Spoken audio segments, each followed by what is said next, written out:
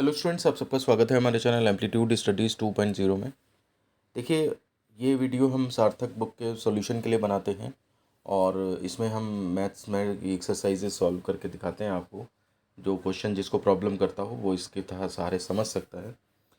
Exercise में मतलब book में आपको एग्जाम्पल्स और थ्योरी मिल जाती है। थ्योरी के लिए हमने अलग भी प्लेलिस्ट है जिसका लिंक इसी वीडियो के डिस्क्रिप्शन में दिया है, आप वहाँ पर भी जा कर के देख सकते हैं। और बाकी एक्सरसाइज के सॉल्यूशन हम इन वीडियोस में बताया करते हैं। तो एक्सरसाइज 1.1 जो कि आपके डिटर्मिनेंट्स यानी कि सारणिक से रिलेटेड है, उसकी एक्सरसाइज 1.1 के क्वेश्चन नंबर 24 तक हम पिछले वीडियो में सॉल्व कर चुके हैं। और ये आज के वीडियो में हम उम्मीद करेंगे कि ये एक्सरसाइज आपकी पूरी कंप्लीट भी हो जाएगी। तो देखिए, इसमें है सैरस डायग्राम की सहायता से मान निकालें। तो सैरस डायग्राम में जो तरीका होता है वो देख लीजिए, अगर आपने नहीं पढ़ा है तो इस वीडियो से भी समझ में आ जाएगा। जैसे ये डिटर्मिनेंट है आपकी, तो इसको ओपन नहीं करना है, आपने सैरस डायग्राम से सॉल्व करना है। अगर पेपर में कह दिया जाएगा कि सैरस डायग्राम से सॉल्व करो तो फिर आपके लिए बाध्यता होगी, आपको ज़बरदस्ती फिर वो इसी तरीके से सॉल्व करना पड़ेगा। ठीक है ना। तो देखिए, डी इज इक्वल टू 1 2 3 4 5 6 7 2 1, इसको सैरस विधि में लिखने पर तो देखिए इसमें बताया जाता है कि आपको जो है वो ये तीन कॉलम तो एज इट इज़ लिख ही लेने होते हैं और साथ में ये वाले दो कॉलम शुरू के बाद में दोबारा से भी लिख देने होते हैं। इस तरह से लिखेंगे और फिर इसके बाद इसको पढ़ने का तरीका क्या होता है कि आप यहाँ से चलेंगे क्रॉस में 1 5 -1, फिर ऐसे क्रॉस में, ऐसे क्रॉस में, फिर नीचे से इधर क्रॉस में, ऐसे करके ऐसे करके ऐसे करके चलेंगे। ठीक है ना। तो वो चीज़ बना देंगे हम और फिर देखिए एक ही लाइन में डिटरमिनेंट की वैल्यूज इक्वल टू क्या हो जाएगी, इधर से इधर जो मल्टीप्लाई करेंगे आप, ठीक है ना, इनके प्रोडक्ट प्रोडक्ट प्रोडक्ट का प्लस कर देंगे। और फिर उसके बाद जब इधर से शुरू करेंगे आप, ठीक है ना, इधर से इतना इंटू इतना इंटू इतना, इतना इंटू इतना इंटू इतना और इतना, ये मल्टीप्लिकेशंस आपको माइनस में करके दूसरे ब्रैकेट में लिख देने हैं।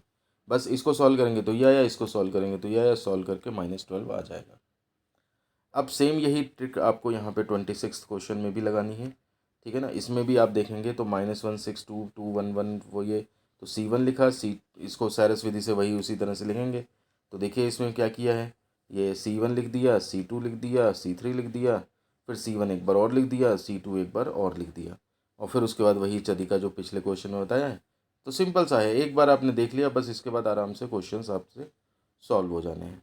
इसके बाद देखिए मल्टीपल चॉइस क्वेश्चन है कि यदि x 4 2 2x is equal to 0 तो x कितना होगा। तो अब देखिए मल्टीपल चॉइस है तो उसी लेवल के छोटे छोटे क्वेश्चन होंगे।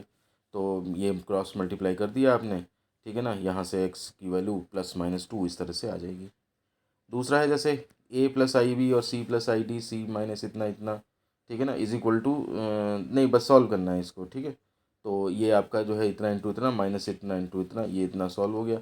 अब एक मल्टीप्लाई कर दिया आपने, कुछ यहाँ पे कट गए, i² की वैल्यू -1 डाल देंगे और यहाँ पे भी i² की वैल्यू -1 डाल देंगे, तो ये a² + b² और यहाँ पे +c² + d², इतना सॉल्व होके आ जाएगा।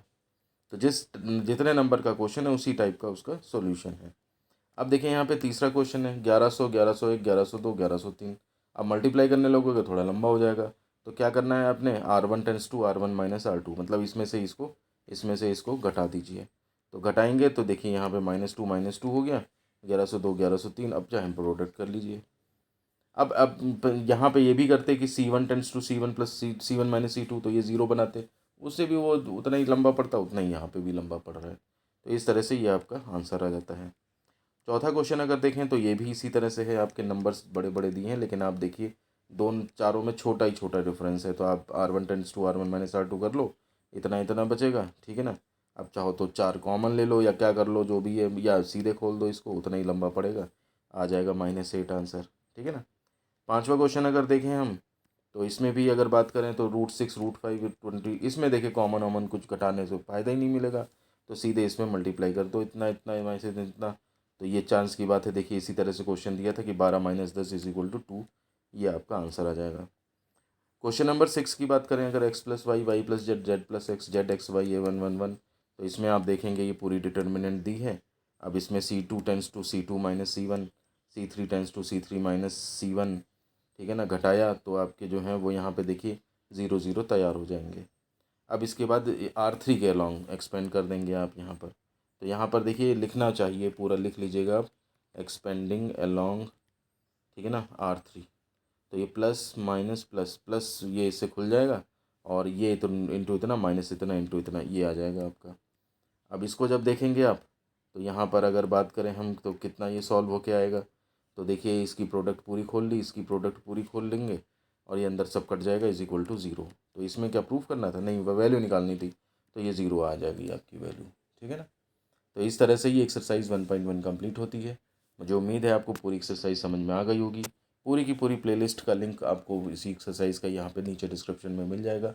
उसमें आप आगे पीछे के सारे वीडियोस जो हैं चेक कर सकते हैं। और अब हम अगले वीडियो से जो है आपका एक्सरसाइज 1.2 यानी कि आगे के क्वेश्चंस आगे की एक्सरसाइज जो है वो लेंगे। तो वीडियो को फिर यहीं पे ख़त्म करते हैं। पसंद आया है तो लाइक करिएगा, दोस्तों में शेयर करिएगा, कमेंट में बताइएगा कि आपको ये वीडियो कैसा लगा। मिलते हैं आपसे ऐसी किसी नेक्स्ट वीडियो में। धन्यवाद।